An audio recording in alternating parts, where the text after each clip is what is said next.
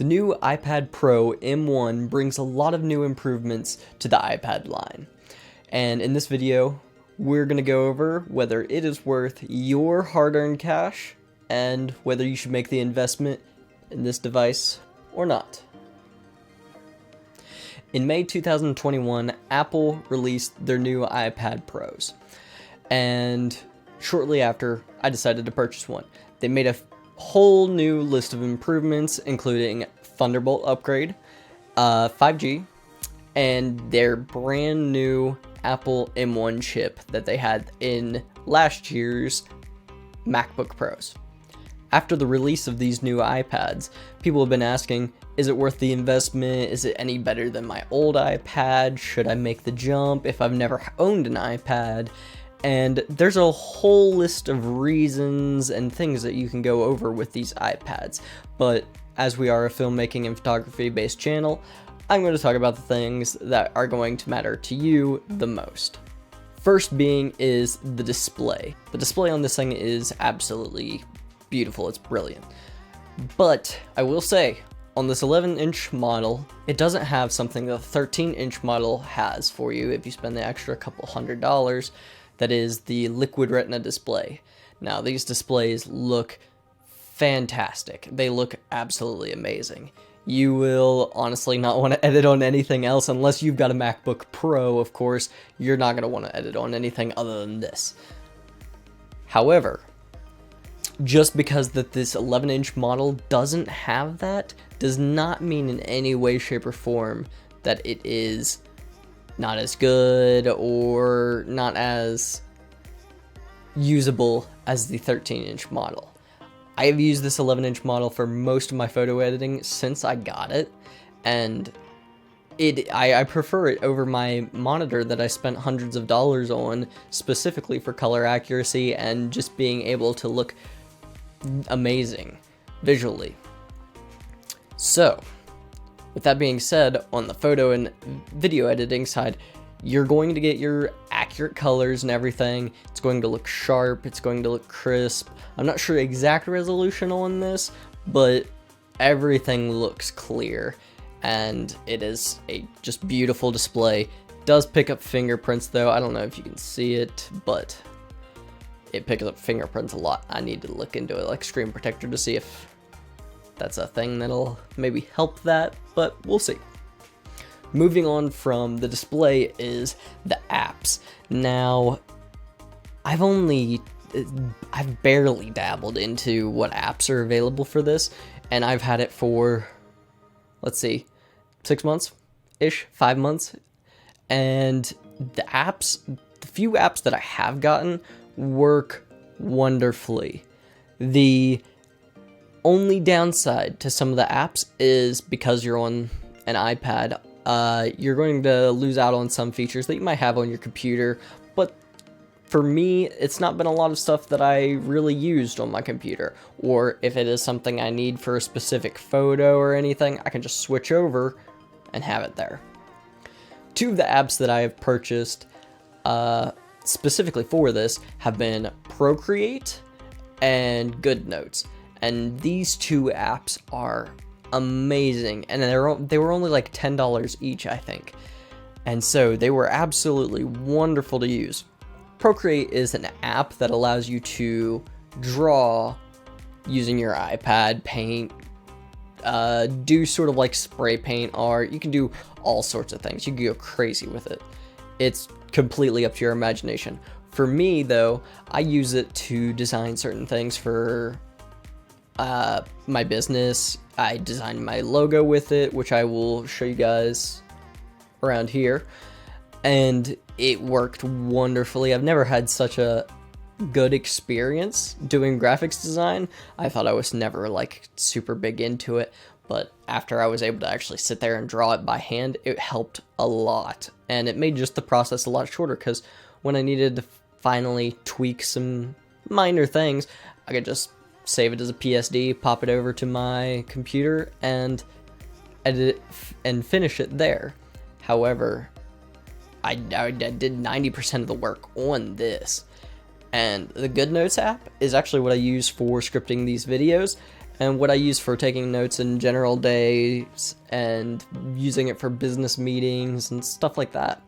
So they are great apps, and they just allow you to do so much. I want to figure out some more apps for it, see what else I may be missing out on.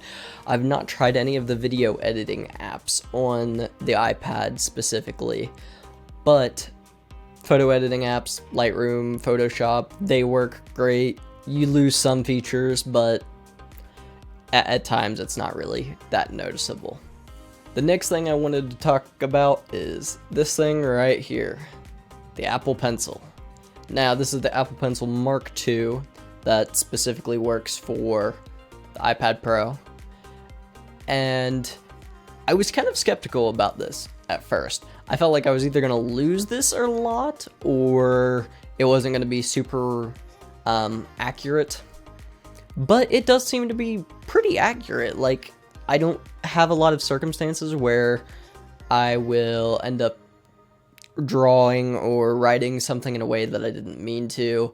I don't have the best handwriting, but I can tell that where I'm actually putting the pencil, it is writing there. So it's an accurate pencil. It makes a lot of things really easy to do. Certain things like in your design programs, if you just double tap the pencil, it allows you to switch between tools. So I use that a lot when I'm drawing. I'll switch between the normal like pen tool or eraser just by doing a simple tap. And it seems like an awkward thing, and at times I accidentally go back and forth because I just tap my finger kind of by habit. But it is an amazing feature. Makes a lot of things easier, so good feature. Really approve of that. Alright, and the final thing I wanted to talk about this iPad is one of the most important things, I think, for me. It's the convenience of it. This thing, it doesn't weigh a lot. Like, you can pop that in your camera bag and you probably won't even really tell the difference in terms of weight.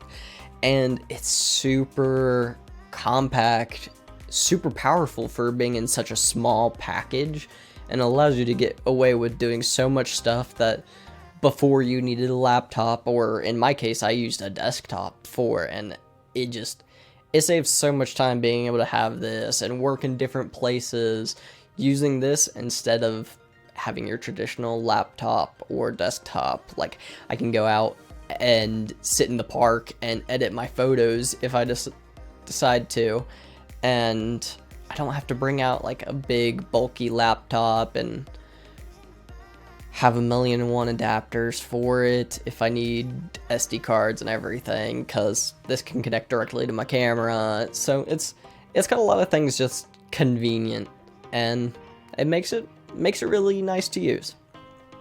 Now, a couple of the downsides.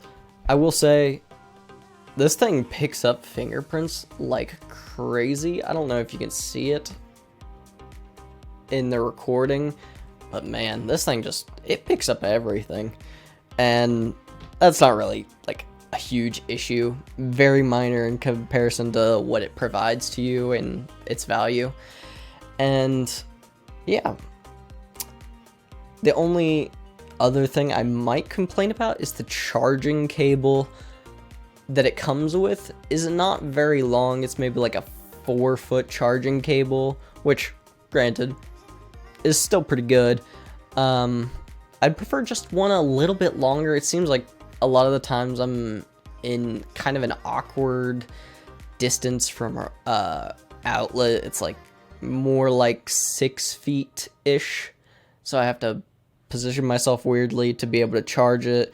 And yeah, that's just a little simple thing, but it is an issue I've had with it.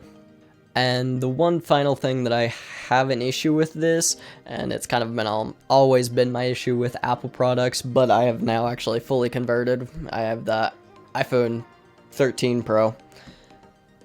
They've converted me from Android. Is that you have to have a lot of adapters for this.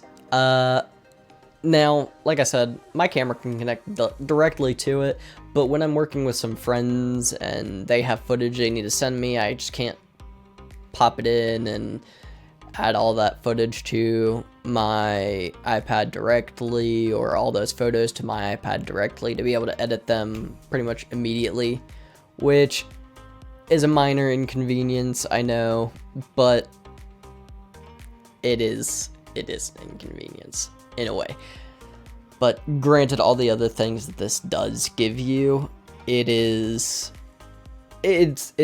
you can overlook it, especially given how small of a package this is. It would be nice if there was something like an SD card slot built into these, because of how many creators use this sort of device, but I understand it's a small device. It's probably incredibly hard to make something this small with that much power, so this is not a shot at Apple. It would be amazing if they could one day do it, but they are doing amazing things with this. So, finally, reaching the end of this video, went over all the points that I had specifically about this that would help you. And you may be asking, okay, so who is this for? I would say that the iPad Pro M1 is for those creators, specifically for photographers and graphics design people.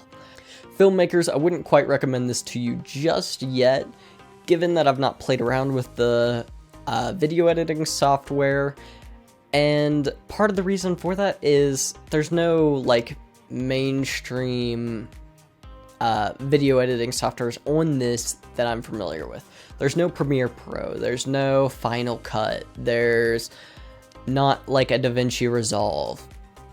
And so that makes it really hard for me to want to try video editing on it, as I've spent all my time on Premiere Pro, and it would be hard to move away from my desktop computer just given how much power my desktop has. And it would probably make my projects take a lot longer to learn how to make. So for now, not going to recommend it for the video makers, but yeah. Now, photographers, graphics designers, on the other hand, I would absolutely recommend this. Even if you get the 11-inch version, which doesn't have the Pro Retina display, it is an amazing device. This device, I honestly, if I had a choice, I would not edit on this computer, like, at all.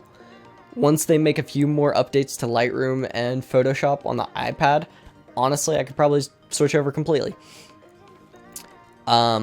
It's a beautiful display. Using the pencil is really nice with editing, being able to just move the sliders, and it has a more tactile feel to editing. Like, back in the days, you had to get your photos developed, do everything, and now with digital photography, it's a little bit different. But this, I feel like, adds a little bit of that, almost like having to work with your hands to produce your images, and it's a nice feel. That is what my final thoughts are about this. I'd say photographers, graphics designers, if you haven't got one of these already, or you're considering upgrading from your old ones, just do it. It is 100% worth the price tag. I fully believe that with everything I am telling you. And filmmakers, I would say don't invest in it. If you're wanting to get something, probably try and go for one of the lower end MacBook Pros. There's a little bit of a price gap there, obviously, but for my video people out there, you're going to get more of a return on your investment from the MacBook Pro, being able to use Premiere Pro, Final Cut, DaVinci, and like After Effects, or those sorts of programs, more than you're going to get out of this. Now, if you are a hybrid shooter like me, and you already have a great computer to do your video editing, but you want to be able to go a little bit more mobile with your photos and that sort of stuff, or business work, absolutely, I'd say absolutely get this. And it is totally worth the investment. I've had it for, like I said, about 5 or 6 months, and I've used worth every penny. I really hope this video helped you guys decide whether this is an investment that is worth it for you. I'm going to make more videos in the future pertaining to the iPad Pro, because I do use it a lot in my workflow, and it has become part of my daily life using this device. And so there will be more videos coming on this channel. If you did enjoy or you have any questions about this, comment, like, and subscribe, and it just really helps me out to know that you guys want more of this, and it lets me know what's going on in your minds. If you have any questions about the iPad, I can respond in the comments, or if it's something that is really necessary of a video, I will gladly make a video to explain certain things or go over my certain processes with the iPad. But nonetheless, I appreciate your viewership, and I hope you guys have a wonderful day, and if you do purchase this, enjoy your new device. It's awesome.